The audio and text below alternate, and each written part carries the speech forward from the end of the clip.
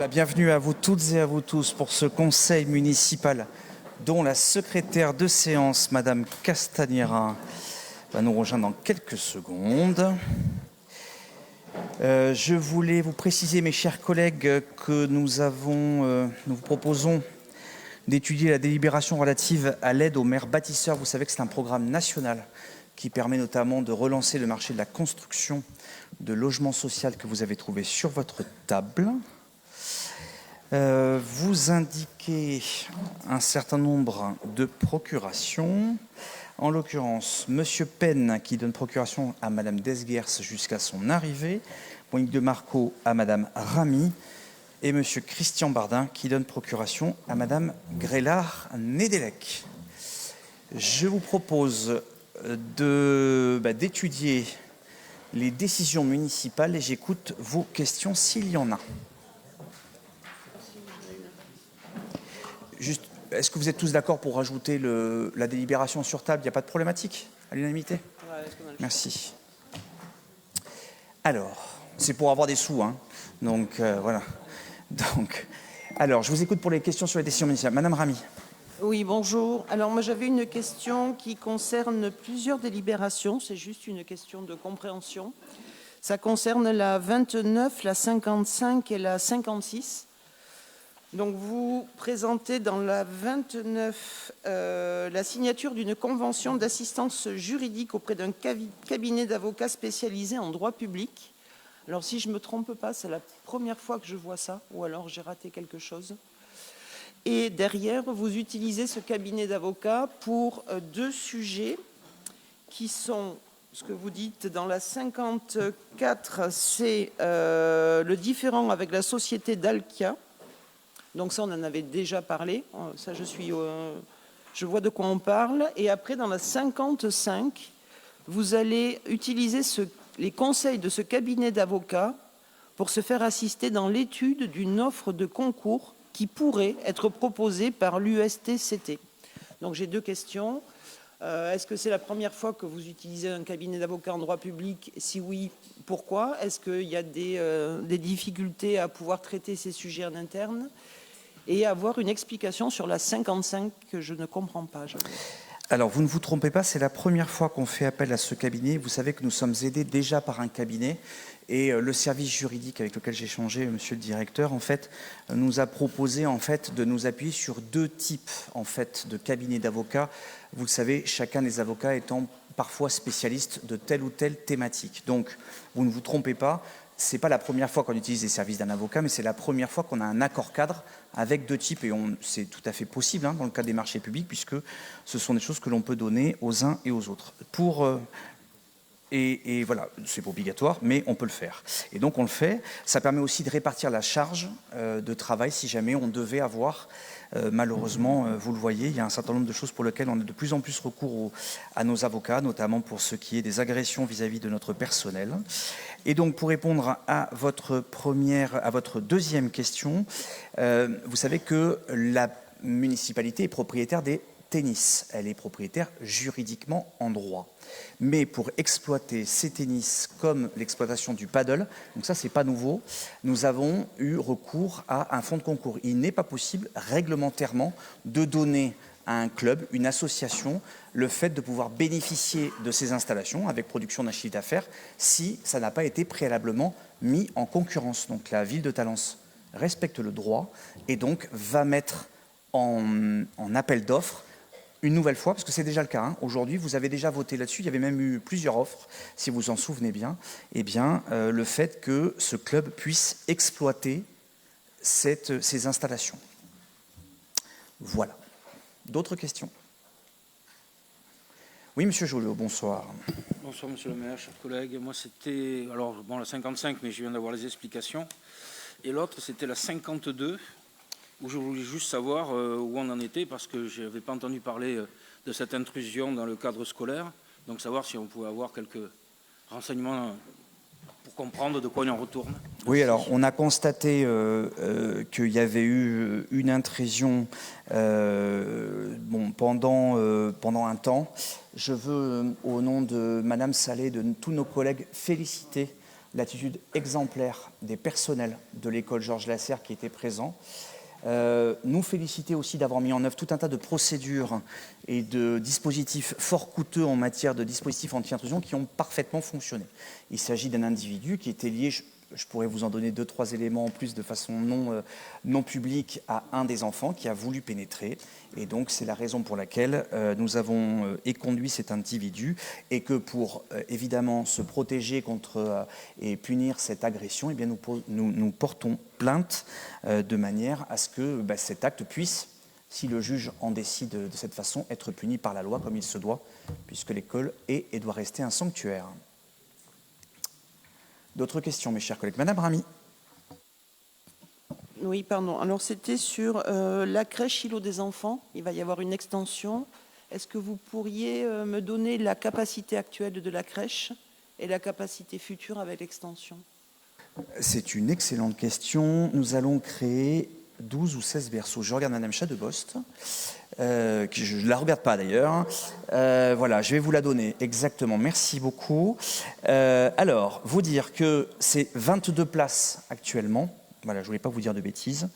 Vous en souvenez que ce bâtiment, qui est d'ailleurs un très beau bâtiment, qui jouxte le Square Pinot, était auparavant une crèche et la maison de la petite enfance. Nous avons ouvert la nouvelle maison de la petite enfance dans les locaux de Pagnol, et donc nous avons ainsi libéré la place précédemment occupée par les services pour l'étendre. C'est ça l'opération qui consiste qui est l'objet de cette dégradation.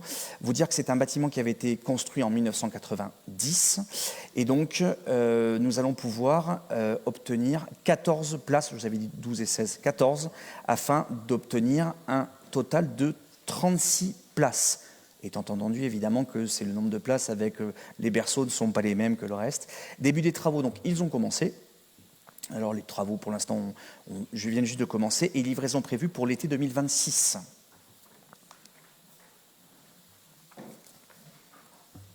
Est-ce qu'il y a d'autres questions? Je n'en vois pas. Madame la secrétaire. Alors, délibération numéro 2, Chambre régionale des comptes, Nouvelle-Aquitaine, observation définitive, rapport sur les actions entreprises. Monsieur le maire.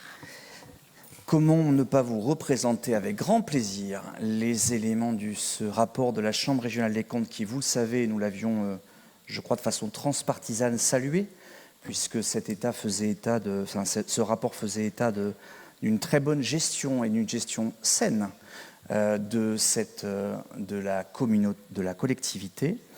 Donc vous en souvenez, nous avions eu on avait eu un contrôle depuis le 26 janvier 2024 pour la période qui couvre de 2019 à 2024. Nous avons apporté donc le 5 septembre des observations, et je vous avais présenté le 16 décembre de façon très longue mais circonscrite les conclusions de ce rapport qui d'abord, je vous le rappelle, donc, faisait état d'une excellente santé financière et d'une bonne prévision, mais, et c'est le principe de tout rapport, évidemment, des observations définitives et 10 recommandations. Je voudrais vous rappeler que, conformément à la loi, la ville dispose d'un an à compter de la présentation du premier rapport pour mettre en œuvre les différentes recommandations de la Cour. Et donc, il vous est donc proposé de prendre acte de ce rapport sur les actions entreprises, sur les 10 recommandations qui avaient été faites et qui étaient vraiment très techniques. Je voudrais vous rappeler que 7 portaient la gestion financière, la comptabilité, le contrôle interne, et 3 sur les ressources humaines. Sur ces 10 recommandations, 5 sont d'ores et déjà mises en œuvre, dont la fiabilisation des effectifs RH avec une délibération désormais prise chaque année qui nous permet d'y voir plus clair. Le suivi financier des grands projets d'investissement, finalement c'est mieux que n'importe quel audit, ça coûte moins d'argent. Et le contrôle interne de nos régies. 4 seront mises en œuvre et finalisées d'ici à la fin de l'exercice 2026, dont, et c'est pas rien, les 2 recommandations relatives au régime indemnitaire des agents, l'IFSE et le CIA. Et je vous l'avais indiqué déjà il y a un an, ces délibérations sur lesquelles nous avons besoin d'engager un temps long d'échange avec les organisations syndicales. Et vous le savez qu'indépendamment des élections municipales, les représentants syndicaux seront eux aussi en élection l'an prochain. Donc il va falloir se donner un tout petit peu le temps de manière à ce que l'on puisse trouver des modalités pour satisfaire au principe de la Cour. Et puis, une sera mise en œuvre sur le tout début de l'exercice 2027. Ce n'est pas la chose la plus importante, mais il faut le faire, c'est la comptabilisation des travaux en régie. Ainsi, l'intégralité des 10 recommandations aura donc été mise en œuvre dans un délai de 2 ans et quelques semaines, suite à la présentation en conseil municipal. Et c'est le plus important, c'est ce qui nous permet de suivre au long cours ce rapport. Mes chers collègues, j'écoute vos questions si vous en avez. Madame Ramy. Merci pour le retour que vous avez fait sur l'ensemble des recommandations. Donc on voit bien, bon, pour la recommandation numéro 5, il y a la délibération RH qui va passer pour. Pour la recommandation 6, concernant le PPI et les projections budgétaires, donc effectivement, vous l'avez fourni sur l'exercice budgétaire 2025. Toutefois, au dernier conseil municipal, je vous avais demandé s'il était possible d'avoir par grand projet un suivi des réalisations. Donc ça revient à la demande d'intégrer un indicateur d'exécution des dépenses par année. Normalement, ça avait été validé et à ce jour, on ne l'a toujours pas. Donc, je renouvelle ma demande pour avoir ce suivi-là. Tout est prêt.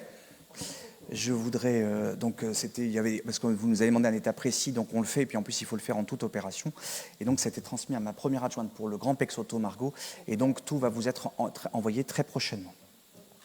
Mais le PPI n'est pas un élément de consommation, c'est un élément de projection sur le futur. C'est une chose qui n'est pas forcément liée. Voilà. Alors, d'autres questions? Non? Bon.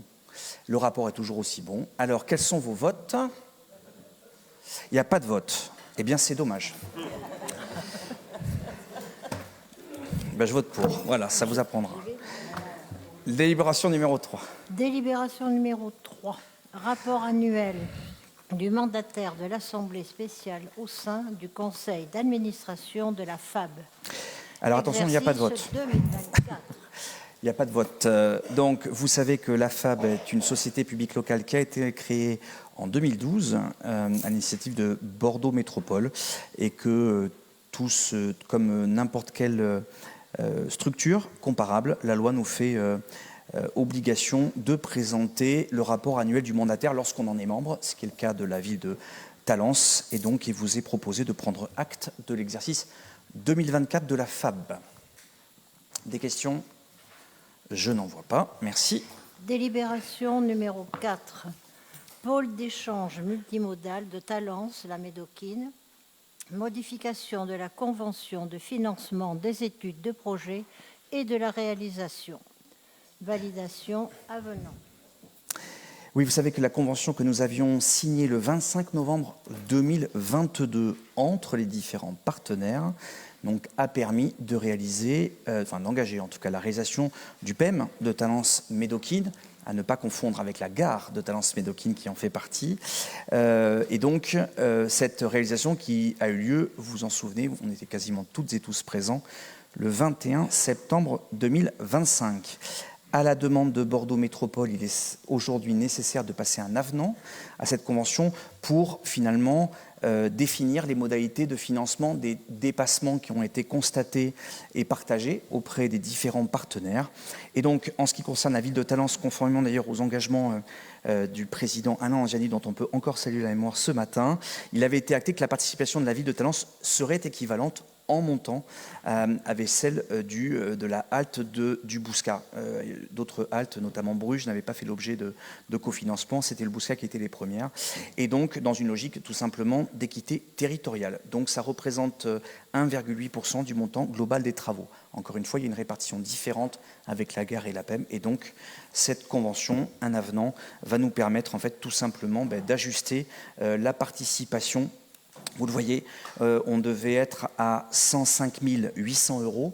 On va passer à 144 328 €, ce qui est moins en pourcentage, mais plus en montant, puisque compte tenu notamment des difficultés techniques rencontrées dans cette opération très importante et très complexe, eh bien, le montant des travaux est passé de 4,9 millions à 7,8 millions. Avez-vous des questions? Je n'en vois pas. Y a-t-il des abstentions ou des votes contre? Je n'en vois pas. La délibération est adoptée à l'unanimité. Je vous en remercie. Délibération numéro 5. Adhésion de l'association Ville de France. Merci, Madame la Secrétaire. Vous savez que l'association Ville de France, c'est une association transpartisane, pluraliste, qui rassemble spécifiquement les villes dont la population est comprise entre 10 et 100 000 habitants, on dirait des villes moyennes, comme on disait auparavant, ce qui représente quand même 32 millions d'habitants en France, donc c'est quand même près de la moitié.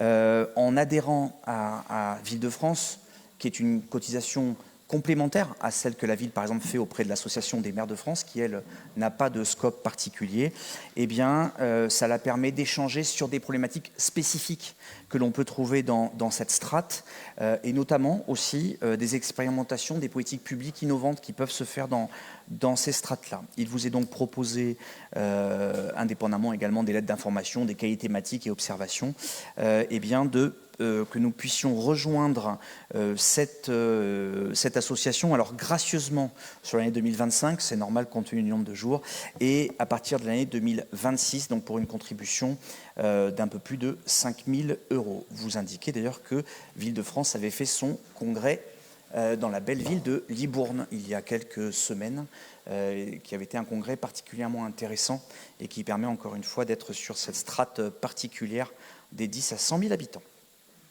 Y a-t-il des questions? Madame Kelly. Oui, bonjour à toutes et à tous. Ville de France existe depuis 35 ans, surtout depuis, surtout depuis 2014 avec cette nouvelle appellation. Donc je voulais juste savoir pourquoi maintenant, pourquoi y adhérer maintenant, et est-ce que le bénéfice est quand même important, sachant que l'adhésion est assez importante. 5 000 €, c'est pas rien. Je vous laisse finir sur votre question. Voilà, c'est fini. Votre question est terminée. Voilà. Eh bien, écoutez, je pensais l'avoir dit, mais je vais vous le redire. Tout simplement, c'est que l'association, pour y avoir longuement échangé, elle est intéressante d'un point de vue des échanges qui se font entre élus. C'est vraiment la particularité d'être sur des communes, en général, assez similaires à une ville comme Talence. Si je prends l'association des maires de France, que je respecte, vous le savez, au plus haut point, dont je suis membre, on est parfois avec des scopes d'intervention qui n'ont pas forcément à voir. Donc, en fait, Ville de France permet vraiment aux villes moyennes, 10 000 à 100 000, d'apporter une ingénierie particulière, des informations particulières et un réseau particulier. C'est la raison pour laquelle beaucoup de villes, comme nous, en fait, font le choix de cette double affiliation entre Ville de France et l'AMF. De la même façon que, si je prends l'exemple de Bordeaux Métropole, elle est membre de l'AMF, au titre des intercommunalités, mais aussi Intercommunalité de France, qui est une autre association. Donc en fait, il est fréquent, je ne connais pas les éléments du département, mais il est fréquent qu'on puisse adhérer à 2 ou plus associations. Donc pourquoi maintenant? J'ai envie de dire, et pourquoi pas? On verra en fonction effectivement du retour, si jamais l'adhésion en vaut la peine. Alors vous avez dit 5 000 €, c'est une somme, vous avez parfaitement raison. Il faudra voir effectivement si jamais ça apporte. Moi, je voudrais quand même partager avec vous, au terme quand même de ce congrès des maires dans lequel quelques-uns d'entre nous ont passé quelques jours, de l'importance cruciale des associations d'élus pour échanger avec le législateur qui est censé faire la loi, les gouvernements qui sont censés la proposer, de manière aussi à pouvoir faire face à la fois aux difficultés financières qui sont les nôtres, et par ailleurs, comme je le dis souvent, aussi à l'effet cumulatif de ce qui va se passer pour les crises financières que connaissent le département, que vous connaissez bien, et la région, etc., etc. Donc, on va voir. Mais ce qui est sûr, c'est que...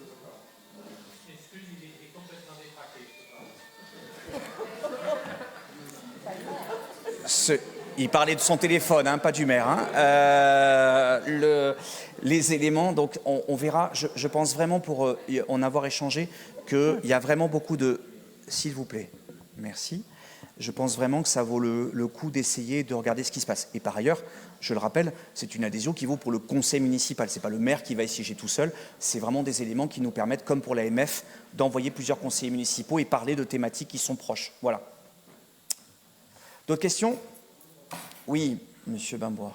Moi, juste une remarque. Je trouve que c'est pertinent, effectivement, d'avoir différentes associations pour pouvoir avoir des éléments de comparaison. Et puis, si c'est utile pour la commune, pourquoi pas.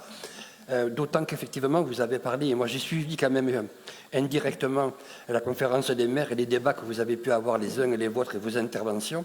Mais quand même, je suis assez étonné parce qu'on voit bien les difficultés financières que nous avons dans l'intercommunalité, les communes et les départements. Je n'ai pas vraiment entendu une critique de la part de beaucoup de maires dont la majorité est au gouvernement sur les moyens financiers de l'État qu'on pourrait redistribuer.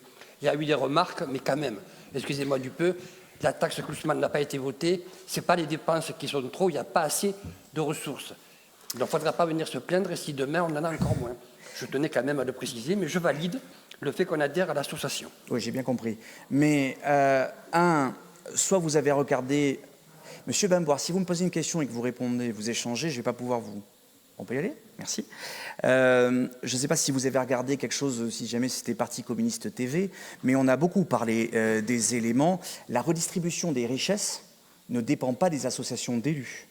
Ce ne sont pas les élus qui décident de la redistribution des richesses. Par contre, ce sont nos représentants. Voilà. Puis vous avez de la chance, vous avez un député qui vous représente. Donc, c'est aux élus de décider eh bien, de pouvoir dire qui doit contribuer ou pas. Vous avez entendu, ou alors vraiment, je vais vous redonner les vidéos, une critique très importante de la forme et du fond du projet de loi de finances et du projet du PLFSS 2026 de façon unanime, quels que soient les rangs. Et je trouve que c'est une certaine forme de constance. Et moi, je trouve que c'est ce qui honore l'AMF. C'est que quelle que soit la couleur politique du gouvernement, parce que tous les gouvernements, depuis des années, ont toujours considéré que le fait local était un élément important, ou en tout cas trop important pour être l'otage de prise de partis politiques, c'est vrai. Et donc, je vous invite vraiment à regarder. On n'a pas été... Alors, la question est que ce sont des débats qui sont courtois, exigeants. Le Premier ministre a apporté des réponses qu'il va falloir maintenant préciser, mais le Premier ministre a rappelé un fait évident. Pour la première fois, c'est au Parlement de prendre ses responsabilités. En voyant ce même Parlement s'échapper pendant deux mois pour voter à une voix contre 305 le propre budget qu'ils ont eux-mêmes, je vous avoue avoir peu de chances de voir quelque chose. Donc je suis très inquiet pour les éléments budgétaires, mais je considère que tant qu'on aura ces associations qui ont quand même plus de 100 ans maintenant, capables de défendre la voix des communes, et quand je dis défendre la voix des communes, c'est la voix des habitants, parce que ce n'est pas nous qu'on défend, eh bien je pense qu'on pourra s'honorer d'en faire partie, Ville-de-France ou l'AMF. Vous voulez dire quelque chose, Madame Gallard? Pas du tout. Oui. Je suis un peu froissée de ce que je viens d'entendre, parce que je pense que les députés, comme les sénateurs, représentent aussi les habitants. Pas au même niveau, sans doute, non. Mais sur des sujets hautement importants. Et pour ma part, pour suivre très régulièrement les débats de l'Assemblée nationale et les enquêtes du Sénat, que je trouve absolument édifiantes et intéressantes, je pense que les débats, même s'ils sont virulents, passionnants, et c'est pas nouveau, méritent qu'on les considère et qu'on ne méprise pas ce qui se passe dans l'Assemblée nationale. Effectivement, il est extrêmement important que la parole soit donnée à nos représentants. C'est nous qui les avons élus. Et même si les décisions finales ne sont pas celles que nous attendrions, il me semble que, comme jamais, le débat et l'appétence à la compréhension du fait politique est hautement démocratique et intéressante pour l'ensemble des citoyens. Si je peux me permettre, je ne sais pas de quoi vous êtes froissé, mais d'abord, le travail qui est réalisé au Sénat est un travail capital en ce moment. C'est la raison pour laquelle, dans les débats qui sont les nôtres, je n'ai pas cité le Sénat. Et de façon très pragmatique, le budget qui nous a été appliqué en 2025 est celui qui est le fruit du compromis qui a été trouvé au Sénat. Donc il n'est pas question de mettre cela de côté, j'y participe suffisamment.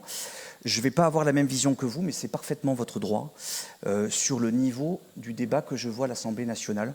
Je considère qu'elle est légalement élue, mais je trouve que les invectives personnelles, je trouve que l'incapacité qu'ont certains des partis capables de s'entendre, je trouve, moi en tout cas, j'attends mieux. Voilà. Parce qu'à un moment ou un autre, nous sommes le 24 novembre et nous n'avons pas de budget. Nous sommes le 24 novembre et nous n'avons aucune idée, aucune, de ce qui va nous arriver l'année prochaine. Et je pense qu'elle a, contrairement à d'autres démocraties européennes, tout aussi respectables que la nôtre, une certaine forme du compromis, ce qui n'empêche pas le fait d'avoir des débats, ne pourrait pas permettre. On va attendre, on va laisser voir le Parlement légiférer. J'espère aussi que les CMP seront conclusives. Mais imaginez ce qui est pour nous, aujourd'hui, l'occasion de faire voter un budget. Parce que le budget de la commune n'est pas tout seul. J'ai cru comprendre que les EPCI, en l'occurrence Bordeaux Métropole, allaient être particulièrement touchés par cette fabuleuse invention que l'on appelle le DILICO 2, deuxième saison. J'ai cru comprendre que la région allait être très durement touchée, et la région nous aide sur des projets d'ordre éducatif, sur le planétarium, sur d'autres projets. Et les départements ne vont pas être touchés, mais la Gironde s'est débrouillée pour être toute seule à être dans une situation financière très compliquée. Donc, en tout cas, je lis avec beaucoup d'effarement plusieurs papiers sur ce qui se passe au département d'un point de vue financier. Et comme je le rappelle souvent, le financement des actions municipales sont très rarement le fruit d'actions monofinancées, en fonctionnement et en investissement. C'est la raison pour laquelle, dans cette grande équipe de France sur laquelle plusieurs partis peuvent agir, on n'a aucune réjouissance à se faire. La seule chose, c'est qu'à l'heure où les gens nous demandent, Madame Ramy nous parlait tout à l'heure du PPI, a raison. Comment aujourd'hui faire un PPI, sachant qu'on a une visibilité budgétaire de 3 mois? C'est quand même compliqué, hein. Enfin, on peut s'y amuser si vous voulez, mais c'est compliqué. 3 mois et 3 jours si vous le souhaitez. Donc, aujourd'hui, on connaît les mots. Chacun des partis a sa solution pour dire qu'est-ce qu'il faudrait faire ou pas. J'espère juste que les communes et les collectivités locales ne seront pas, une nouvelle fois, les éléments, la variable d'ajustement des différents des autres. Parce que nous, on a un système un peu magique, hein. On est obligé de s'adapter. Simplement, il y a des citoyennes et citoyens qui nous attendent et qui, eux, n'attendront pas les prochains mois. Donc, si vous trouvez les débats de l'Assemblée réjouissants, c'est votre droit, c'est la démocratie. Je ne suis pas tout à fait sûr qu'on ait déjà vu une âpreté. Moi, quand je regarde, l'Assemblée nationale est une chaudière, une pétaudière parfois, mais, et bas carbone parfois aussi. Mais là, moi je trouve très souvent dans l'invective personnelle plutôt que dans le débat de fond. Et ça, moi je trouve ça un peu décevant. Voilà. Mais c'est votre avis, j'ai le bien, mais ça c'est pas grave. En tout cas, c'est pas Ville-de-France qui va faire la loi, pas plus que l'AMF, ça c'est sûr. Alors, oui, Monsieur Joliot. Oui, deux choses. Je vais essayer de ne pas être très long. Sur l'adhésion elle-même à l'association, moi, je n'ai pas particulièrement d'objection. Moi, je vais m'abstenir, je vais expliquer pourquoi. J'estime que tout ce qu'on peut retirer d'une telle adhésion à un tel réseau devrait être fourni déjà par les services de l'État ou par d'autres mécanismes qui, à mon avis, devraient exister au sein de l'État, notamment avec des translations réticulaires entre régions, départements, etc. On peut adhérer, si vous voulez, à toutes les associations du genre, et il y en a un certain nombre. Mais je pense que la multiplication de ces adhésions, même si ça va étoffer le réseau, et que le réseau, on sait que ça fait beaucoup, à mon avis, ce n'est pas la bonne voie.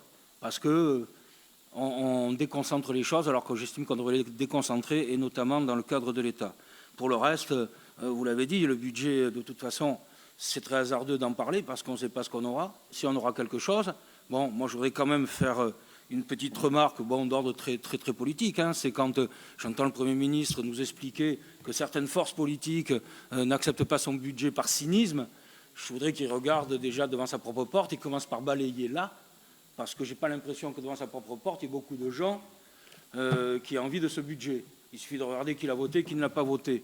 Donc bon, tant qu'on en restera, si vous voulez, au niveau de l'invective, puisque vous parlez d'invective, et au niveau des interpellations totalement politiciennes de cet ordre, je ne pense pas qu'on avancera beaucoup. C'est comme si ici, vous, monsieur le maire, vous nous disiez, vous, l'opposition, je vous somme de me donner un budget, ou sinon de créer les conditions de son acceptation.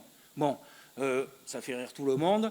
Eh bien, le Premier ministre me fait rire, mais enfin, je ris jaune comme vous tous et toutes normalement, parce qu'effectivement, ne pas avoir de budget, c'est se condamner à avoir une loi spéciale pour reproduire ce qu'on avait déjà l'année d'avant et que personne ne voulait non plus. En tout cas, on aura quelque chose qui s'approchera de ça, si on n'est pas capable d'avoir un budget. Mais nous, ici, dans nos collectivités, il faudra qu'on soit attentif de toute façon, quoi qu'il arrive, à rester dans les marges budgétaires, à faire attention où on met l'argent, à quoi on le dépense. De toute façon, ça ne changera rien pour nous, on va dire. Par contre, une chose est sûre, c'est que si... bon, je m'arrête là, je vois que vous avez envie de passer à autre chose, mais... Pas du tout. Le fond de ma pensée... Je vais passer la parole à monsieur le sénateur. Je vous trouve déjà parti en campagne, surtout mes chers collègues. On parlait de l'adhésion à Ville-de-France. C'est juste mon propos. Mais je vous ai dit. Mais voilà. oui, j'ai entendu. J'ai rien contre, j'ai rien pour, je m'abstiendrai. Monsieur le sénateur. Non. Pas le moment de manquer de voix. Hein. Non. Bon, par rapport aux deux interventions qui viennent d'avoir lieu, je ferai remarquer une chose, c'est qu'aussi bien au Sénat que dans les municipalités, il y a une majorité et une opposition minoritaire. Je rappelle que le Sénat, quand il était à majorité socialiste, il n'y avait pas de problème non plus, il y avait une majorité et donc les lois pouvaient avancer. Le problème de l'Assemblée, vous avez vu, c'est que la merveilleuse dissolution nous a amené à une chambre ingouvernable qui discute sur chaque sujet. Le système allemand vers lequel je souhaiterais qu'on aille, c'est-à-dire qu'il y a une élection proportionnelle et après les partis politiques, ils mettent 1 mois, 2 mois, 3 mois à se mettre d'accord sur le projet et après, ils votent de manière unanime sur le projet. C'est ce que nous, c'est sur chaque question, chaque sujet, qu'on voit la majorité se diviser, l'opposition parfois se diviser, et toujours sans majorité à l'arrivée. C'est ça le vrai problème. Et naturellement, ça excite aussi les comment on peut appeler ça, les antagonismes ou le sentiment que chacun a raison. Voilà. Pour moi, à mon avis, c'est ingouvernable tel que c'est. Et j'ai beaucoup de craintes pour le budget l'année prochaine ou la façon dont ça sera géré. Parce qu'attention, nous sommes aussi surveillés de l'extérieur par des gens qui peuvent tirer la conclusion que la France est ingouvernable. Et donc chacun connaît les conséquences de cette. Mes chers collègues, je vous propose... Non. Vous ferez un débat sur l'hémicycle si vous le souhaitez. Non. Ne faites pas le petit mot, sénateur. Vous lui ferez un petit mot d'eau tout à l'heure. Je souriais par rapport à votre vote, monsieur Joliot, parce que d'abord, vous avez vu que nous avons bien négocié, nous ne payons rien pour 2025. Donc, ne vous abstenez pas pour 2025, c'est gratuit. Donc, comme ça, là-dessus, je ne suis pas tout à fait d'accord. Je pense que c'est aux collectivités locales, pour éviter le jacobinisme, d'éviter que l'État leur fournisse les pistes pour travailler. C'est plutôt, je suis plutôt, moi, un décentralisateur là-dessus. Voilà. Et par ailleurs, j'ai connu des premiers ministres avec une majorité qu'on appelait frondeuse. Donc avoir la majorité n'est pas toujours signe d'avoir un budget non chahuté. Voilà, mais je vous séguerai là-dessus, puis je vous laisse continuer vos débats politiques avec vos écuries respectives, une fois que ce vote approuvé. Donc une abstention, y a-t-il d'autres abstentions ? NPPV. Alors NPPV pour tout le groupe Talents Transition, non pas le Parti Socialiste, non. C'est lui qui a dit Parti Socialiste, c'est pas moi. Madame Kellier. NPPV également. Très bien. Eh bien, les autres conseils municipaux approuvent. Je vous remercie. Rapporteur, Monsieur Gestin. Adjoint délégué aux finances, à la voirie, à la circulation, aux propriétés communales. Délibération numéro 6. Réhabilitation du stade Pierre-Paul Bernard et construction du dojo. Évolution du budget et de l'échéance d'appel de fonds avec Bordeaux Métropole. Décision et autorisation.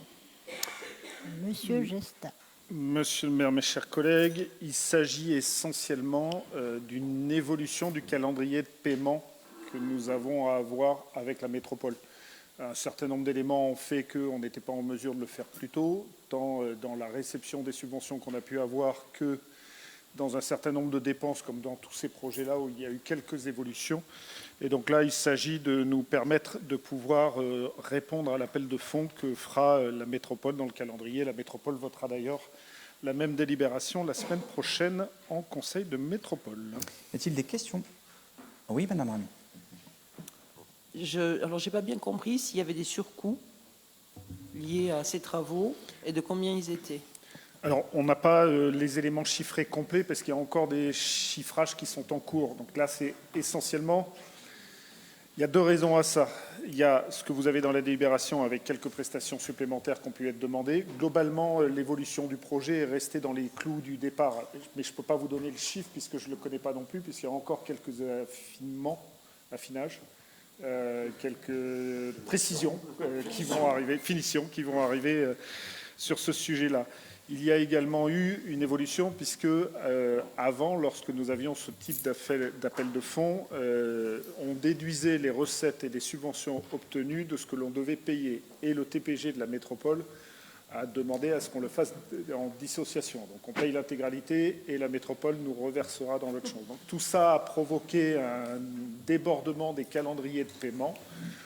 Je ne vous cache pas que je ne me suis pas pressé à les relancer sur le sujet. Mais bien évidemment, on réglera les choses en bonne et due forme. Mais grosso modo, le projet, alors je n'ai pas le chiffre exact de tête, mais je pourrais vous le donner quand on le connaîtra. On est toujours sur l'enveloppe des 12 millions qu'on connaissait depuis le début, avec grosso modo 4 millions à la charge de la ville sur l'intégralité du projet. D'autres questions? Je voulais, au détour de cette délibération, vous indiquer que j'ai sollicité très personnellement la présidente de Bordeaux Métropole pour que Bordeaux Métropole soit candidate à l'organisation, je dis bien soit candidate, à l'organisation des championnats de France élite d'athlétisme 2027. C'est une compétition dont le coût d'entrée n'est pas neutre, 100 000 €, mais qui a rassemblé plus de 6 000 athlètes, donc qui a aussi rapporté beaucoup d'argent dans les caisses de Bordeaux Métropole, qui justifie aussi l'argent qui a été mis par la puissance publique pour faire un stade d'athlétisme aux plus grandes normes internationales. C'est à ce jour le seul stade d'athlétisme en France qui détient un record du monde d'athlétisme, et de manière à ce qu'on puisse continuer à promouvoir les valeurs de ce sport, de l'athlétisme, qui colle si bien à Talence, qui ne sont peut-être pas les plus médiatiques, loin de là, mais qui ont été un plein succès cet été, malgré des dates qui étaient quand même très compliquées. Mais ça, c'était dépendant des calendriers des organisations des championnats du monde. Donc, j'espère que sa décision politique, pour le coup, puisque c'est à elle d'en décider, eh bien, sera favorable de manière à ce que l'on puisse, je dis bien encore une fois, candidater à l'organisation de ces championnats de France très particuliers. Y a-t-il d'autres? Je n'en vois pas. Vos votes, s'il vous plaît. C'est pour. Pour à l'unanimité. Merci beaucoup. Délibération numéro 7. Mise en vente par vente interactive d'un bien situé 179 bis rue Frédéric Cévennes, cadastré AW76. Monsieur Gestal.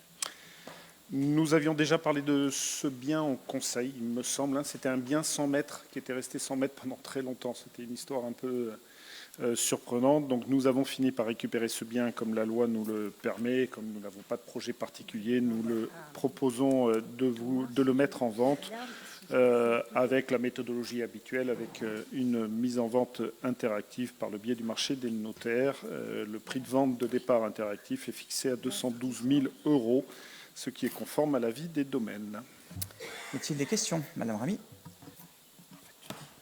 Oui, alors la question qui est posée aujourd'hui, ce n'est pas seulement celle d'une vente rue Frédéric Cévennes, c'est une question de méthode plus globale.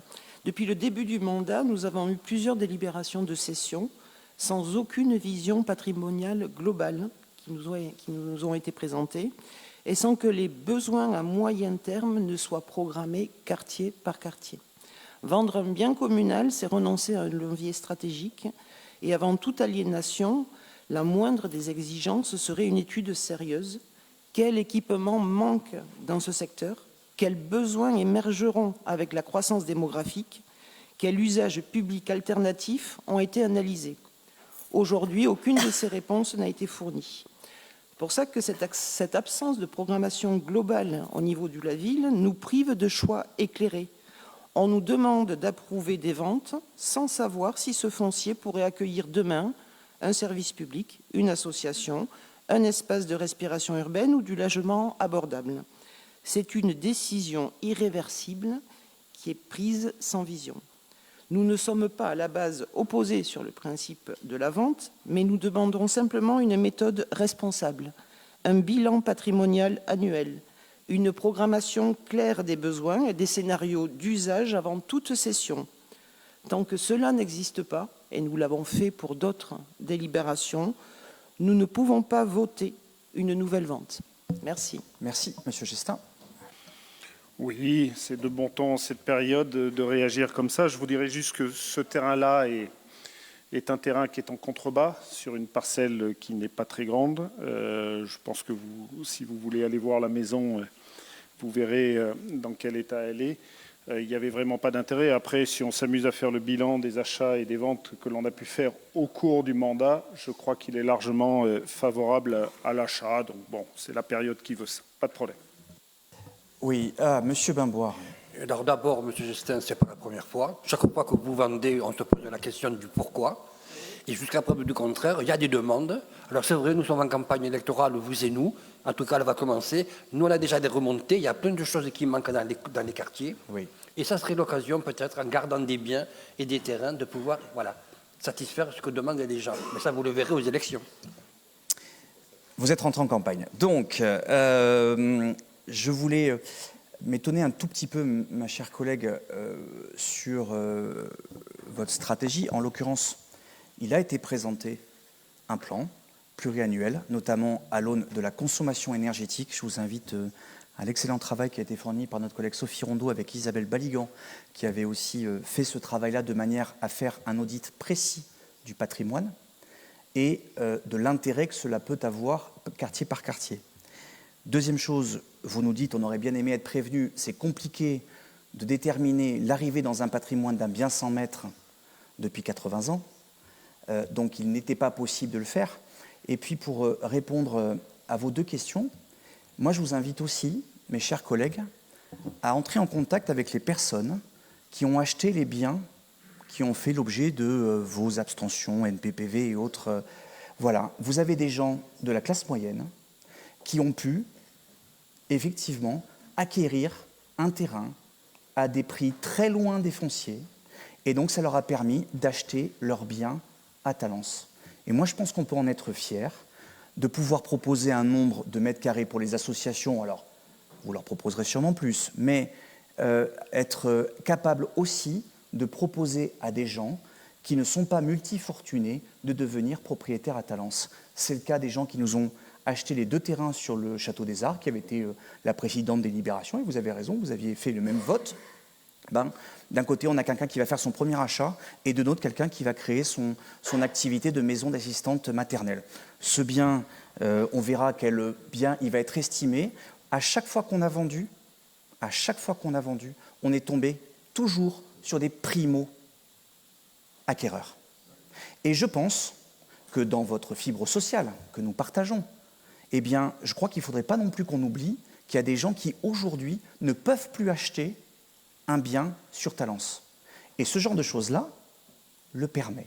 Alors, qu'on soit d'accord ou pas d'accord, c'est le droit le plus absolu, mais aujourd'hui, ces petits fonciers, parce que ce sont des tout petits fonciers, là-dessus, et par ailleurs, ça vous fera plaisir, Madame Ramy, il y a une partie qui a été retranchée pour faire la piste cyclable de la rue Frédéric-Cévennes, comme quoi il n'est pas interdit de faire du public et du privé, eh bien, ça permet à des gens d'y habiter. Voilà, en tout cas, il n'y a jamais été question pendant ce mandat de vente auprès d'un promoteur ou d'autres. Voilà. Donc, on a fait plutôt plaisir à des gens qui sont devenus primo-contractants. Mais vous avez le droit de ne pas en être d'accord, c'est votre droit le plus absolu. Quels sont vos votes, s'il vous plaît? Oui, Madame Grélard. Je comprends vos remarques, mais la ville de Talence, certes, c'est très bien que des primo-arrivants puissent s'y installer. Il est tout de même du devoir d'une municipalité de penser aussi à des espaces de services publics. Nous ne sommes pas une agence immobilière. Et si toutefois vous vous engagez dans cette perspective de pouvoir proposer du logement abordable, y compris en accession à la propriété, je crois alors qu'il va falloir se mettre à travailler très sérieusement sur des possibilités effectivement de conventionnement et de promouvoir le bail solidaire ou l'achat du terrain Oui.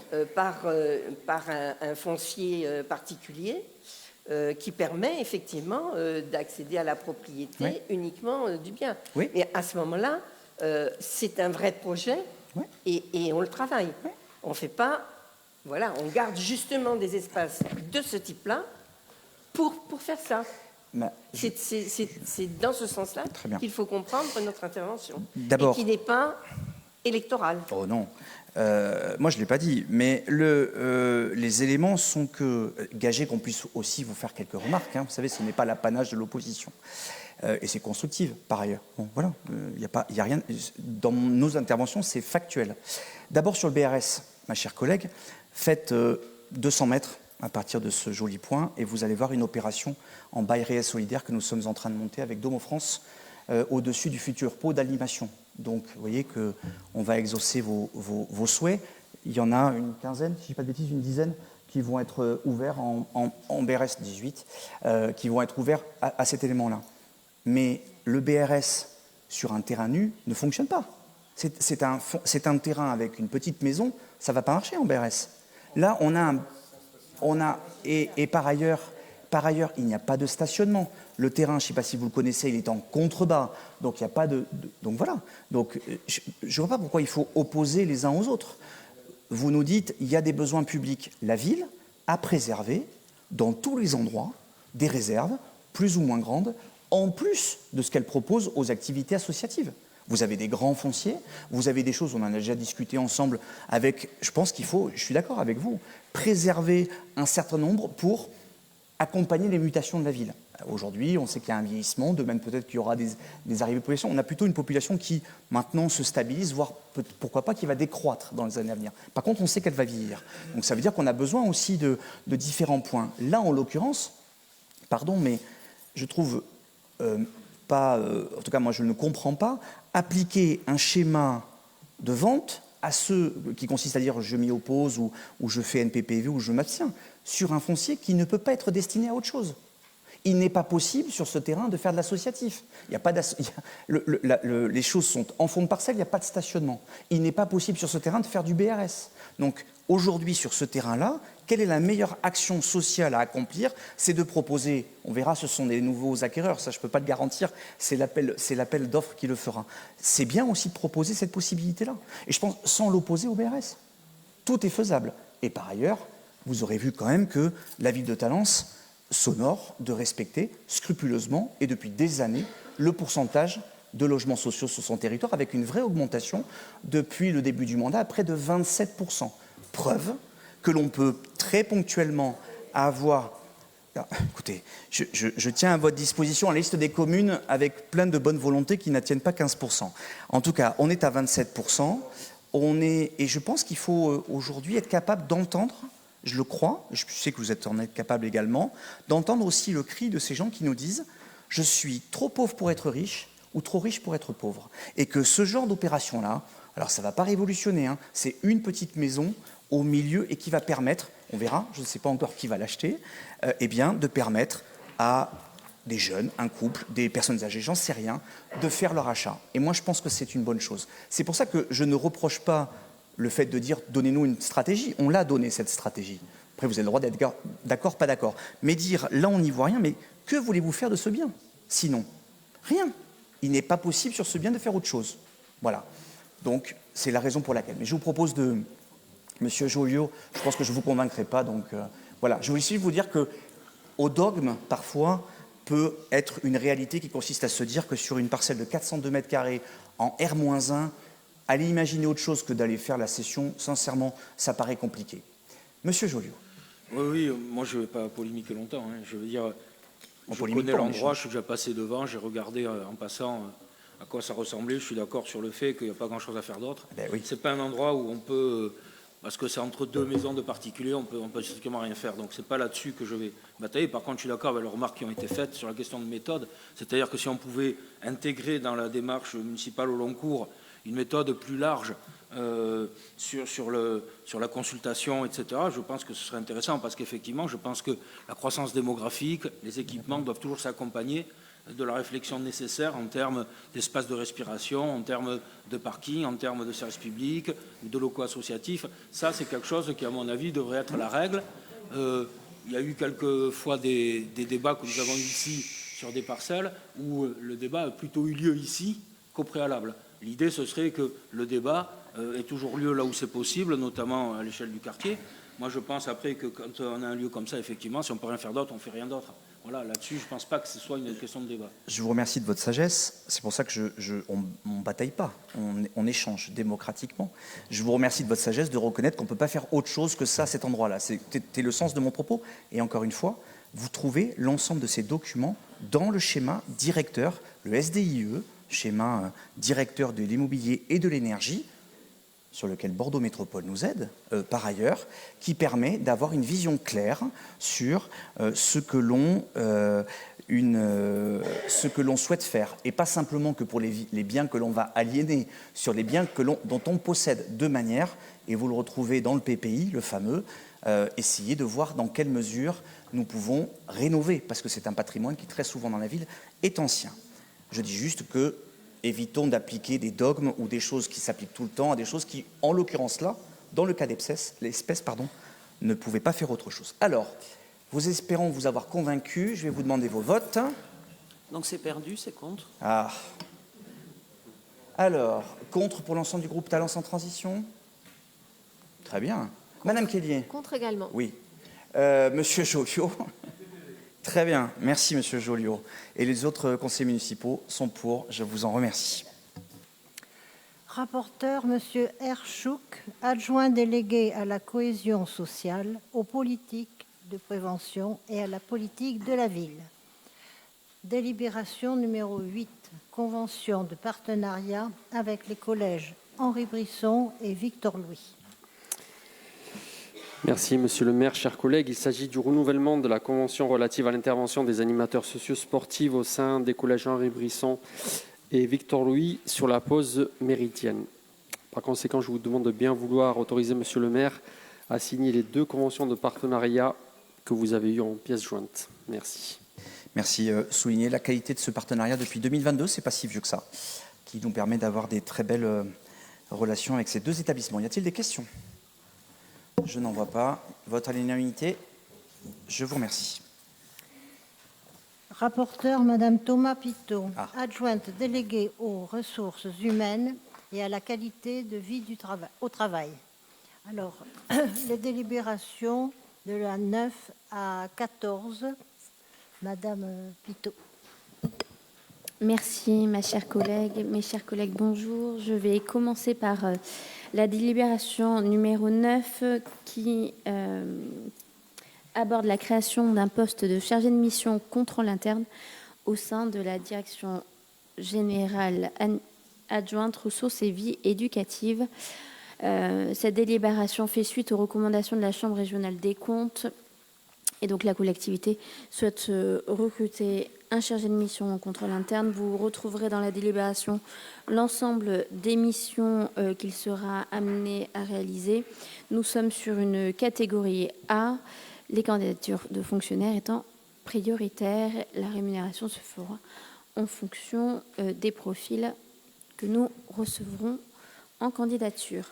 La délibération numéro 10, nous sommes sur la création d'un poste de communication. Alors c'est mal formulé, mais on est obligé de le reformuler comme ça. Vous le savez, depuis juillet 2022, le service des ressources humaines a entrepris une refonte des délibérations relatives au poste de notre collectivité. Cette démarche vise à harmoniser et sécuriser nos pratiques en matière de rédaction, et notamment sur les délibérations des agents contractuels, et corriger certaines irrégularités. Cela concerne donc ce poste de directeur de communication qui est occupé depuis un bon moment maintenant. Donc, en 2022, nous avions réévalué la rémunération du directeur de communication qui était en contrat à durée indéterminée. Elle avait été validée. Aujourd'hui, je vous propose de redélibérer sur cette rémunération également. Délibération numéro 11, nous sommes sur la création de postes du stade nautique Henri Deschamps. Ici, je vous propose pour les services comptant un effectif important d'adopter une délibération générale pour créer l'ensemble des postes correspondants. Cette approche permettra de fiabiliser et regrouper l'ensemble des postes au sein d'une même délibération. Délibération numéro 12, nous sommes sur la création d'un poste d'agent chargé de l'unité mobilier urbain. Afin de répondre à un nouveau besoin au sein du centre technique municipal et suite à une réorganisation de ce service, la collectivité doit recruter un agent chargé de l'unité mobilier urbain. Je vous propose ce poste en catégorie C. Un agent est déjà en poste au CTM maçonnerie et il occupera ce poste dorénavant. À cette occasion, son contrat sera renouvelé en CDI. Voilà pour votre parfaite compréhension. Je vais basculer à la délibération numéro 13.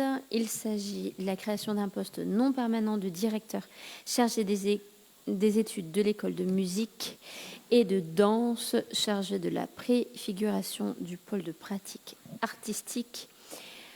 Nous faisons ici suite au départ à la retraite de la directrice de l'école de musique et suite au projet de réorganisation, la collectivité doit recruter un contractuel de catégorie A, directeur des études de l'école de musique et de danse. Ce contrat de projet permettra d'assurer la direction administrative, pédagogique, artistique de l'école de musique et de danse de Talence et de conduire en lien étroit avec la directrice des affaires culturelles la préfiguration du futur pôle des pratiques artistiques de la ville de Talence visant à fédérer les enseignements, les pratiques amateurs et les partenariats culturels sur le territoire autour de la musique, de la danse, du théâtre et des arts plastiques notamment. Ce poste sera ouvert au cadre d'emploi des attachés territoriaux et des professeurs d'enseignement artistique. Et j'en ai fini pour mes délibérations. Je vous remercie. Il y a l'agent recenseur. C'était la 14. Je pensais en avoir déjà terminé. Voilà. Je finis par la délibération concernant les agents recenseurs. Le recensement de la population a pour objectif, vous le savez, le dénombrement des logements et de la population résidant en France et à la connaissance de leurs principales caractéristiques, notamment le sexe, l'âge, l'activité, les professions exercées.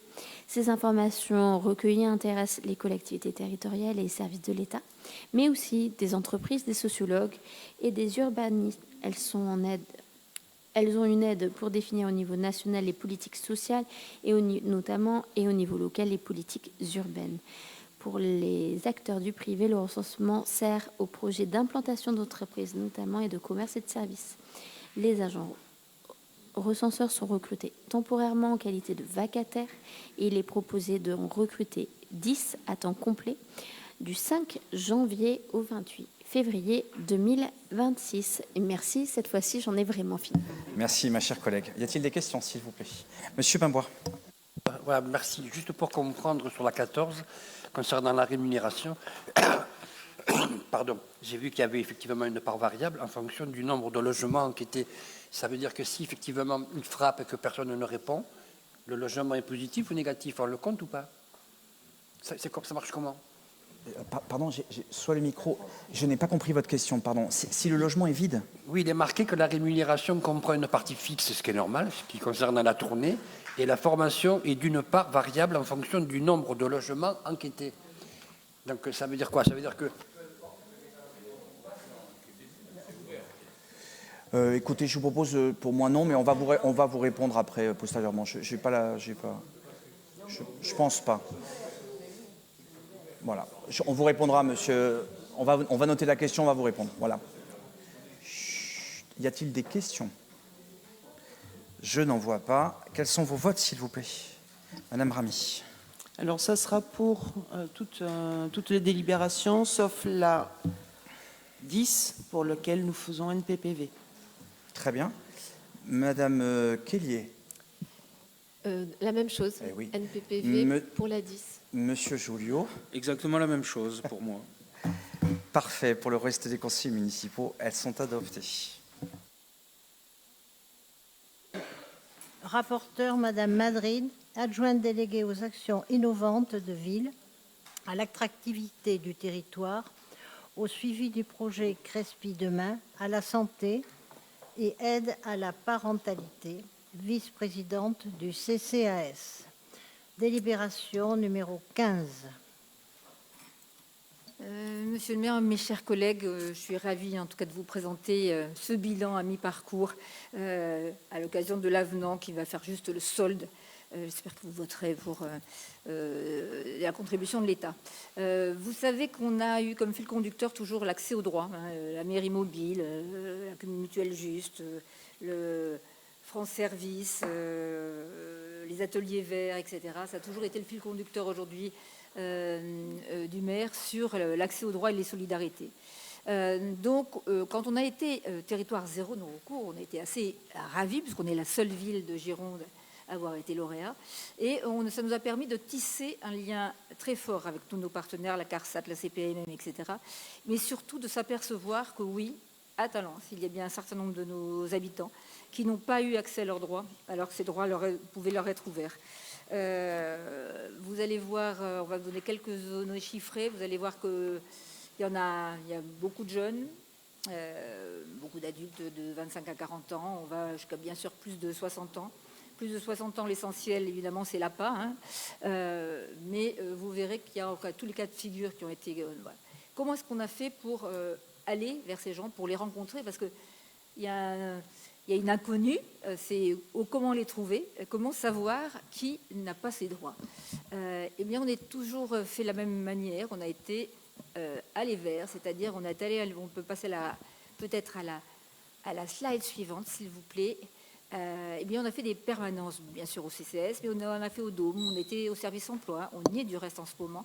On a fait les cafés papotes sur le campus, vous savez qu'on les a continués, même après la Covid, au Forum des associations, etc. On a été dans des supermarchés, on a été à Auchan, Gallieni, par exemple, très souvent. On a fait des campagnes de communication et ça a marché. Ça a marché parce qu'on en a près de 596, donc personnes que vous avez vues qui ont pu avoir accès à leurs droits. Souvent, ce qui est assez étonnant, souvent sans l'aide du CCS, c'est-à-dire qu'il suffisait de leur parler de leurs droits, de s'apercevoir qu'ils ne l'avaient pas touché, pour qu'ils fassent eux-mêmes leurs démarches en ligne.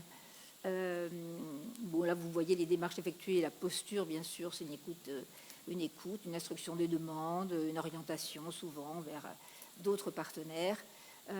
Et puis surtout, ça permet d'avoir une vision un peu totale, globale des personnes et d'aborder parfois d'autres sujets qui sont aussi parfois la santé. On va passer à la slide suivante, s'il vous plaît. Notoriété, on peut saluer les équipes du CCS. À force d'aller au-devant, ils ont été du coup très reconnus. Et on est sorti de notre posture de bureau d'aide sociale pour devenir un acteur des solidarités sur le terrain, une montée en compétences bien sûr de nos partenaires et puis voilà, je vous disais, ce territoire zéro non-recours, c'est aussi travailler en complémentarité et ça c'est sans doute la meilleure chose qui puisse nous arriver. Les actions en cours et à venir, on va continuer les permanences d'accès au droit. On va monter une réunion avec les bailleurs sociaux. Les bailleurs sociaux se sont aperçus que beaucoup de leurs locataires ne connaissaient pas l'ensemble de leurs droits et que les assistances sociales n'avaient pas non plus une vision de tous les dispositifs possibles, y compris avec une population qui vieillit. On va refaire notre guide de l'accès au droit. Vous savez qu'on avait fait le guide du CCS sur l'accès au droit. Eh bien, nous allons le refaire. Et puis nous allons organiser des formations et dans le futur, un peu plus lointain, un forum social. Et bien voilà, moi aussi je vous remercie pour votre attention et j'espère que vous allez signer donc cet avenant. Merci beaucoup. Merci ma chère collègue, je voudrais vraiment te remercier et remercier tous les services. Participer à cet appel à projet n'était pas chose simple. Comme tu l'as rappelé, nous sommes la seule ville à être retenue pour le territoire de la Gironde. Il faut déconstruire beaucoup d'idées reçues, notamment sur le zéro non-recours. Il y a beaucoup de gens qui ne font pas partie des classes les plus faibles qui aussi manquent un certain nombre de droits. Ça a permis aussi de structurer beaucoup de nos politiques. C'est pas qu'un travail là-dessus. Et donc je voudrais vraiment remercier aussi toutes les équipes autour de nous du CCAS. On parle très souvent avec les administrateurs du CCAS, dont certains sont là ce soir, que les travaux de ce CCAS n'ont pas la même médiatisation que celle qu'on peut trouver dans un conseil municipal.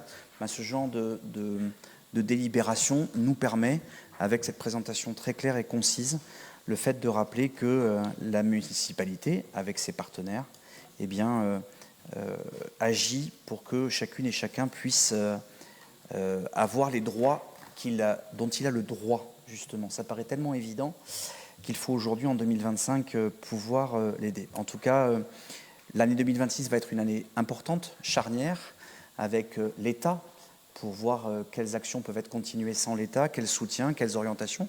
Par définition, c'est une expérimentation avec ses succès et des choses qui marchent moins bien. Donc, on va continuer ce travail-là. Mais je voulais vraiment te remercier et remercier toutes les personnes qui y contribuent. Voilà. Y a-t-il des remarques, des questions? Monsieur Bimboire. Oui, merci. Juste, je voudrais savoir, est-ce qu'il y a des quartiers vraiment où les gens ne connaissent pas la loi et leurs droits par rapport à d'autres ou pas? Non. Étonnamment, non, partout. Pardon. Étonnamment, non, partout. Vous avez vu, pas d'extinction d'âge, on pensait, nous, ça serait beaucoup plus des jeunes et des personnes âgées. Vous avez vu que non. Des profils de toutes parts. Il y a des CDI, vous avez vu, il y a des gens qui sont sans emploi, il y a des personnes handicapées, il y a des jeunes étudiants. C'est très, très, très variable. C'est pour ça que la difficulté, c'est justement qu'ils s'interrogent sur leurs droits. C'est que du coup, c'est pour ça qu'il a fallu aller vers. Si on attend uniquement dans les CCS, ça ne marchera pas. Hein, on est tous persuadés qu'on a nos droits, et non, il y en a qui en découvrent.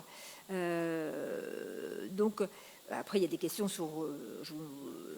on a des personnes qui ont voulu réinterroger leurs droits sur le handicap, par exemple, etc. Mais ceux qui n'avaient pas code d'accès aux droits, c'est 196 personnes. Ça vous paraît sans doute ridicule, nous on en est assez fiers, parce que c'est des gens qui les avaient, ces droits, et ils ne savaient même pas qu'ils pouvaient en bénéficier. Donc à chaque fois, c'est des rencontres, et c'est des rencontres qui nous font avancer.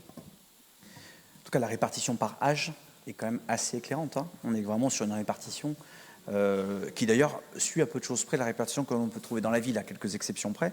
Donc, ce qui prouve bien qu'il n'y a pas de choses particulières, y compris par quartier. On a souvent cette mauvaise idée de penser que le nord et le sud sont tellement différents. Non, on trouve de la précarité et des problématiques au nord comme au sud, même si les QPV, c'est quand même plus compliqué. Et moi, je trouve que c'est beaucoup, en fait, ce nombre, parce que ce sont des gens qui cotisent et qui ont le droit. Voilà. Madame de Calard-Nénec.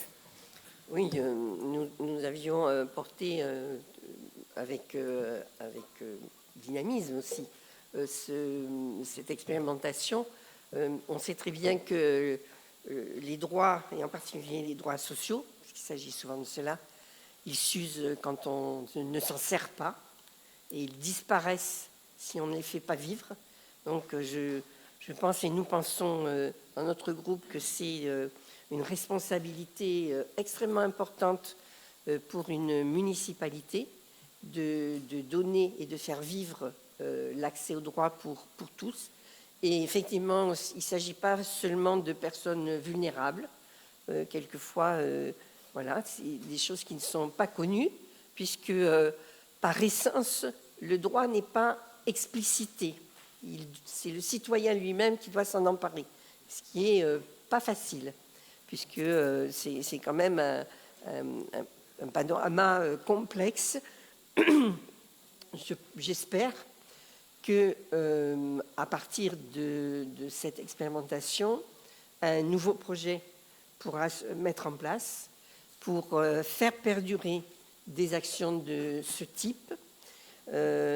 C'est intéressant non seulement pour les citoyens qui eux-mêmes retrouvent leurs droits, mais aussi pour les travailleurs sociaux, le fait d'être en contact direct et de sortir justement quelquefois uniquement des situations de vulnérabilité et de précarité, met aussi en valeur ce qu'est le travail social et les travailleurs sociaux.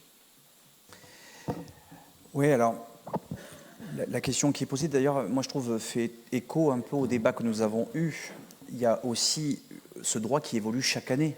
Enfin, les conditions d'éligibilité, les éléments, enfin, on demande, alors c'est vrai que nul n'est censé ignorer la loi ou le droit, c'est selon, mais c'est une vraie perte parce que même les personnes qui sont titulaires d'un droit peuvent le perdre du fait de ces volontés jamais assouvies par différentes strates de les fusionner, en changer le nom, les conditions, etc., etc. Et puis par rapport au fait qu'on doit le faire vivre, je suis d'accord, ma chère collègue.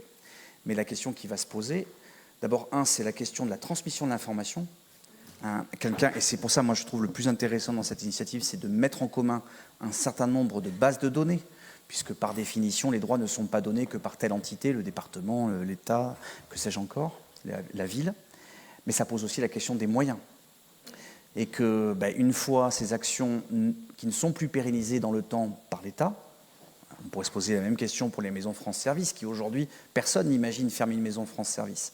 Il n'empêche qu'il y a aujourd'hui 50% de on pourrait penser que c'est d'ailleurs 100% de l'État. Bon, c'est que 50% pour l'instant.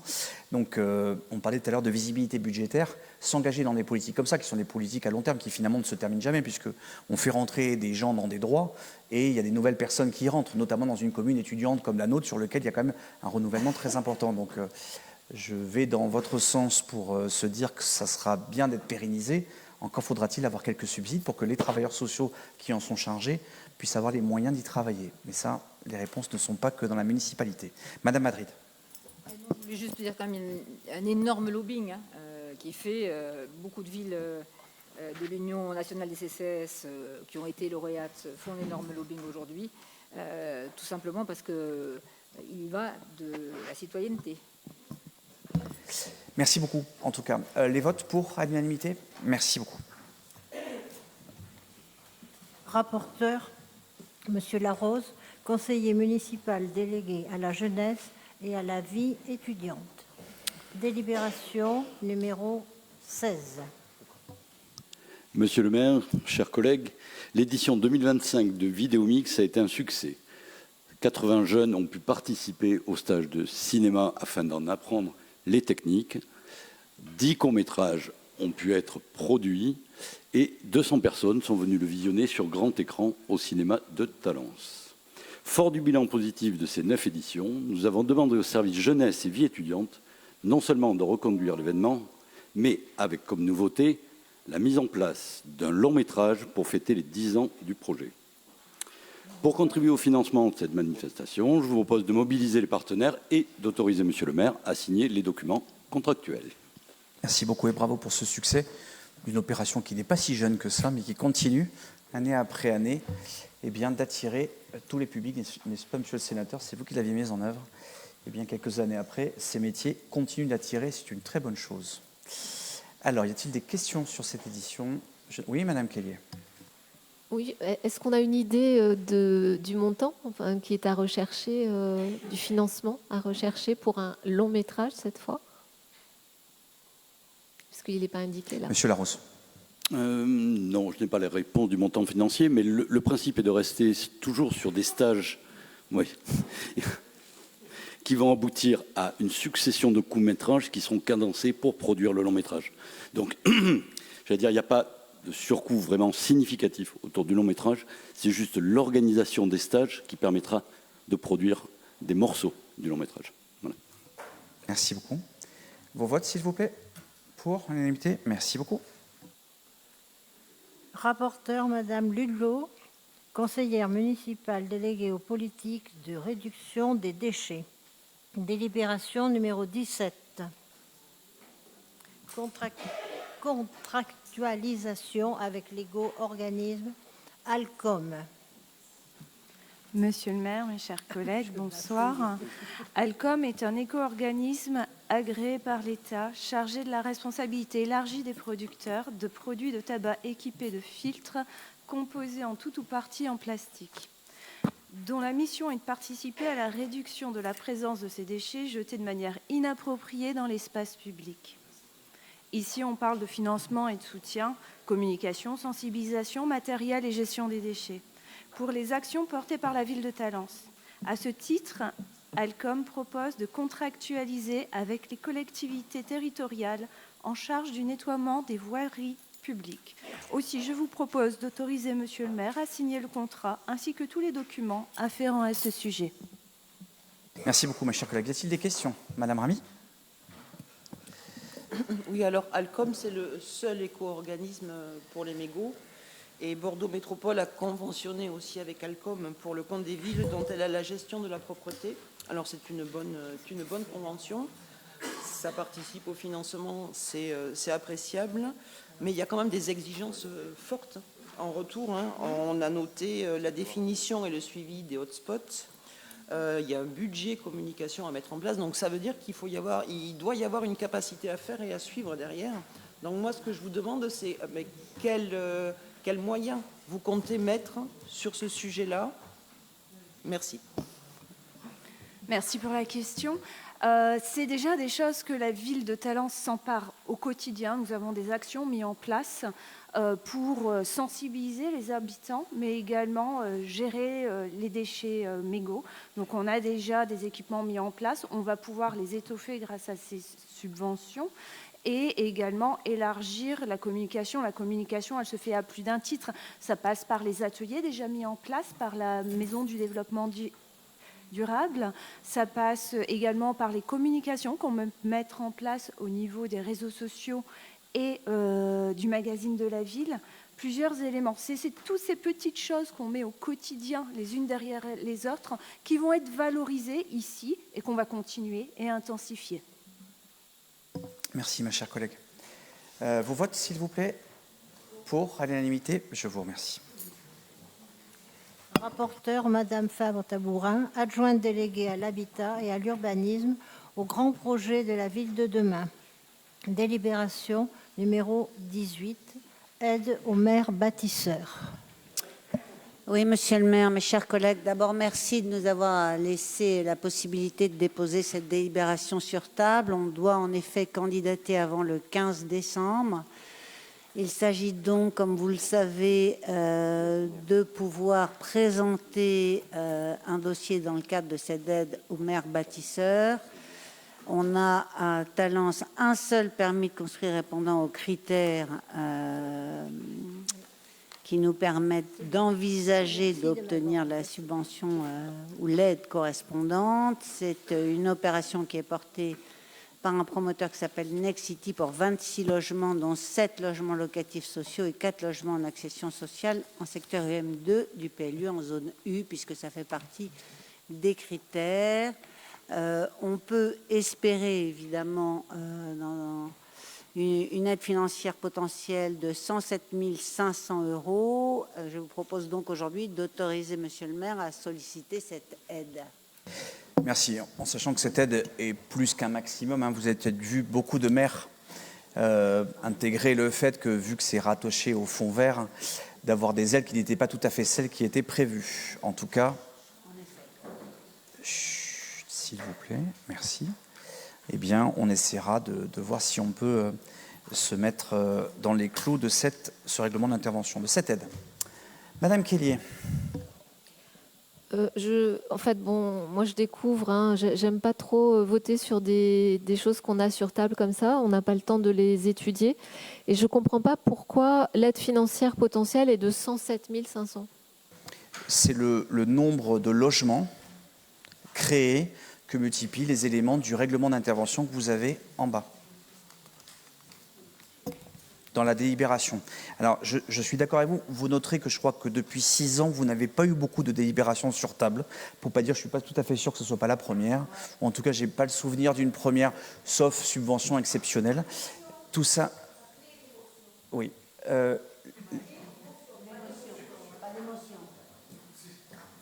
Et donc, je voulais...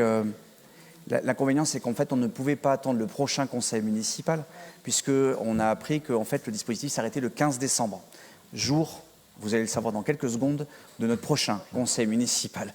C'est la raison pour laquelle on vous a proposé là-dessus. Donc, mettez de côté les 107 500 €. J'ai vu un grand nombre de mes collègues maires, parce que la quasi-totalité des villes de la métropole sont rentrées dans ce dispositif, qui, encore une fois, est sur le fonds vert. On parlait tout à l'heure de budget, le fonds vert qui est quand même très...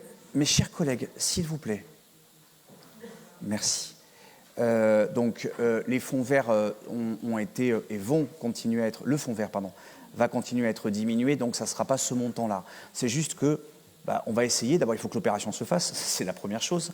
Et puis, par ailleurs, essayer d'en faire partie. Voilà. Mais ça serait bête de faire finalement une opération éligible et ne pas demander l'argent. Ne retenez rien d'autre que cela, parce que c'est le cas.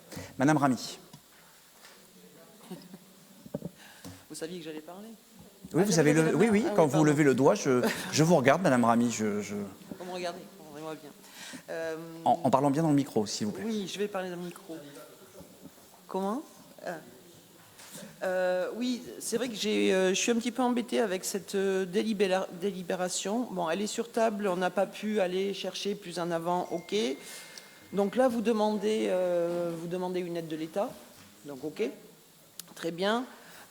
Par contre, moi, les questions que je me pose et que j'aurais bien aimé un petit peu travailler en amont, c'est qu'on ne doit pas non plus laisser l'aide de l'État faire l'effet d'aubaine pour développer de la construction de logements. Ce que je trouve intéressant, c'est il y a quand même une aide de 1 000 à 2 000 € par logement, et ensuite on a des bonus qui sont sur le logement social et sur la partie environnementale et énergétique. Exemptement. Alors moi j'aurais pas. Donc ok, why not. Par contre, il est écrit que ce bonus d'exemplarité énergétique et environnementale, c'est de votre côté que c'est dissipé cette fois-ci, hein? Ouais. Hein? Madame Ramy, vous n'assurez pas encore la présidence. Et j'ai l'honnêteté de passer sur quand vous discutez avec vos voisins.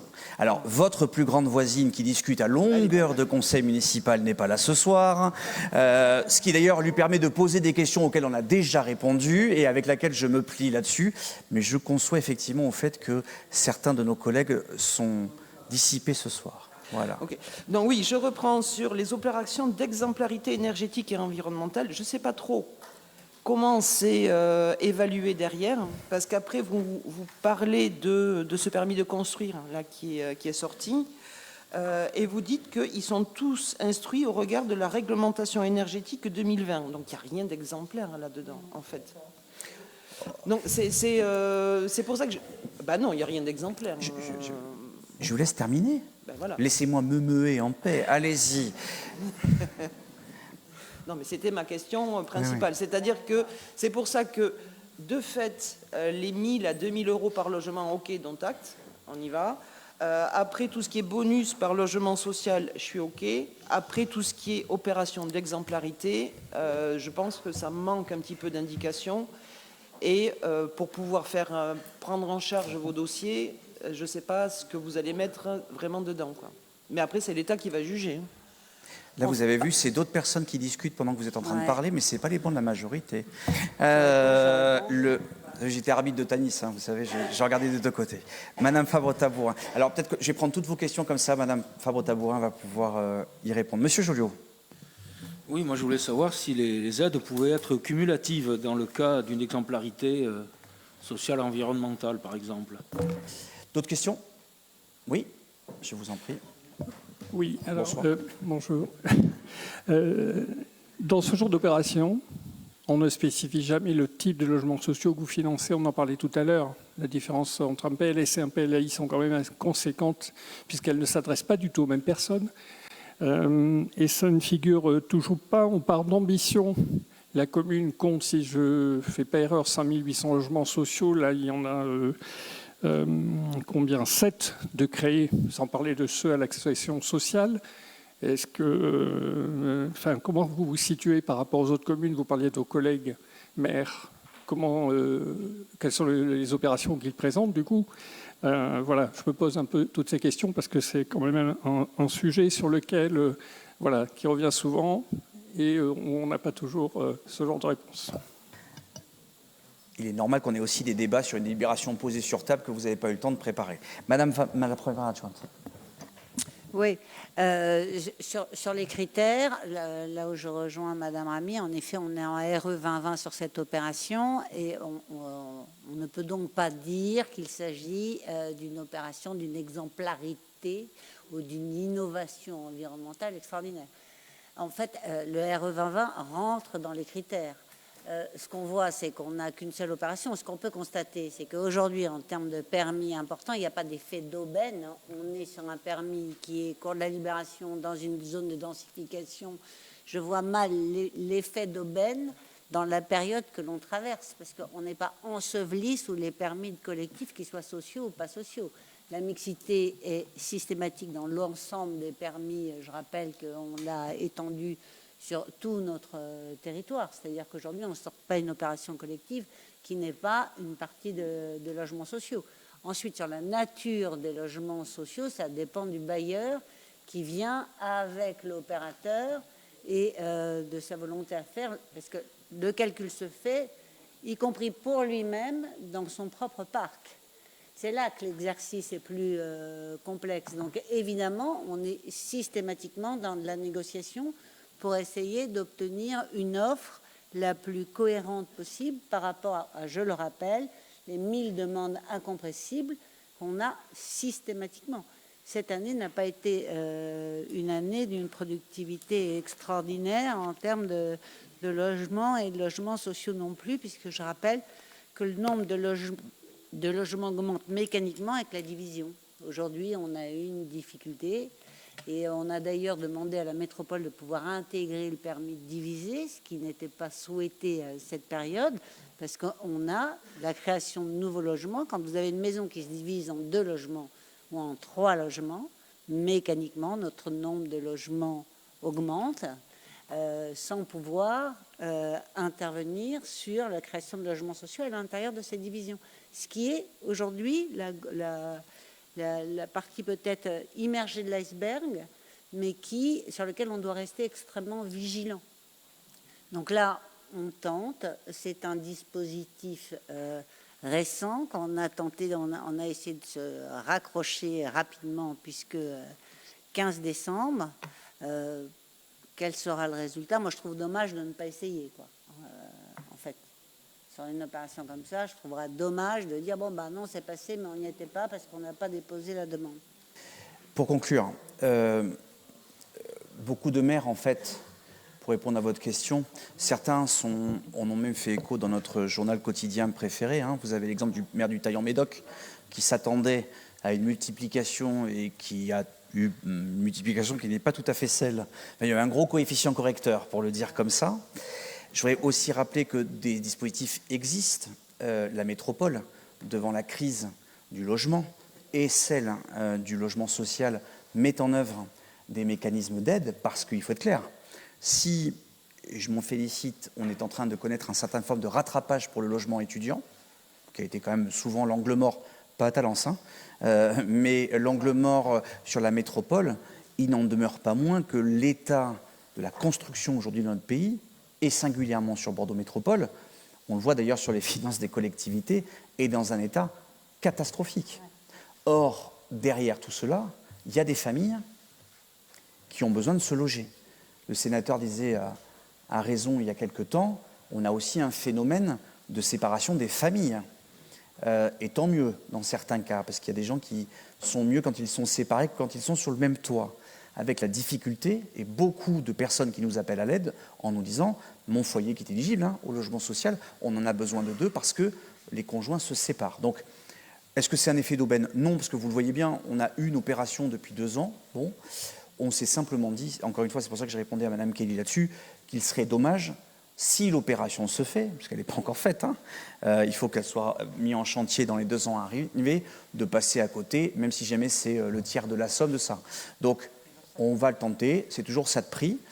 Ça paiera la cotisation à Maire de France en plus, donc pendant quelques années. Et donc on va simplement... Mais ça veut dire quand même quelque chose. Ce règlement d'intervention, on en pense qu'on en veut, c'est l'État qui l'a fait, donc de toute façon, on peut toujours faire des circonvolutions. On n'a pas voix au chapitre. Mais il n'arrive pas à consommer, parce qu'aujourd'hui, ce marché-là est arrêté. J'ai connu des gens qui s'en servaient en disant, et on l'a dit, tous les maires l'ont dit, en disant il y aura une problématique d'habitat. Et par ailleurs, une vraie conséquence derrière climatique qui consiste à étaler la métropole, aujourd'hui, à 50 km plus ou moins au nord, au sud de la ville-centre. Pas tout à fait sûr qu'on ait fait des... Enfin voilà, c'est pour ça qu'il y a des lois qui essaient de le contrôler avec la loi ZAN, etc., enfin qui ont beaucoup de difficultés, mais il va falloir au bout d'un moment qu'on se rende compte que l'état de la construction aujourd'hui n'est pas fait pour faire plaisir aux maires, aux promoteurs, ou je ne sais quoi. Elle est faite pour loger des gens. Et ça, c'est un vrai danger. Voilà. Bon, on n'a qu'un dossier, j'aurais adoré en avoir plusieurs, hein, mais il n'y en a qu'un. Bon. Et je me muais, Madame Rami, tout à l'heure, par rapport au RE 2020, parce qu'on arrive donc du Congrès des maires, comme vous le savez, et les différents acteurs que l'on a rencontrés nous ont dit que la RE 2020 est, d'un point de vue mondial, déjà quelque chose de particulièrement exemplaire. Alors vous avez raison, et c'est compliqué d'être exemplaire dans l'exemplarité, mais aujourd'hui, à un moment ou à un autre, il faut aussi avoir conscience que ces réglementations, vis-à-vis du coût de la construction, ont un vrai impact. Donc, est-ce qu'ils sont exemplaires par rapport à la norme? Vous avez raison, non. De toute façon, ce n'est pas nous qui le décidons, hein, c'est l'opérateur. Mais qu'atteindre aujourd'hui la RE 2020, d'ailleurs, un grand nombre d'opérateurs de l'État ne se l'appliquent pas à eux-mêmes, hein, je voudrais le souligner, n'est pas si simple que ça. Donc, c'est pour ça qu'il faut trouver un équilibre. Et on voit bien qu'aujourd'hui, que les opérations ne sortent pas parce qu'il n'y a pas d'équilibre financier, quoi. Donc, c'est particulièrement inquiétant. On verra pour tout cela. En tout cas, merci d'avoir accepté la libération sur table. Quels sont vos votes? C'est pour. Merci. Madame Kellier? Je m'abstiens. Très bien. Merci. Monsieur Joliot? Non. Monsieur Joliot? Oui, je vote pour. Merci beaucoup. Merci. Merci beaucoup. Cette fois-ci, je voudrais vous indiquer que le dernier conseil municipal de l'année se tiendra, mais ce n'est plus un suspense maintenant, parce que je vous l'ai dit tout à l'heure, le lundi 15 décembre 2025, lundi 15 décembre 2025 à 18h ici. Je vous remercie. Merci à toutes celles et tous ceux qui nous ont suivis. La séance est levée.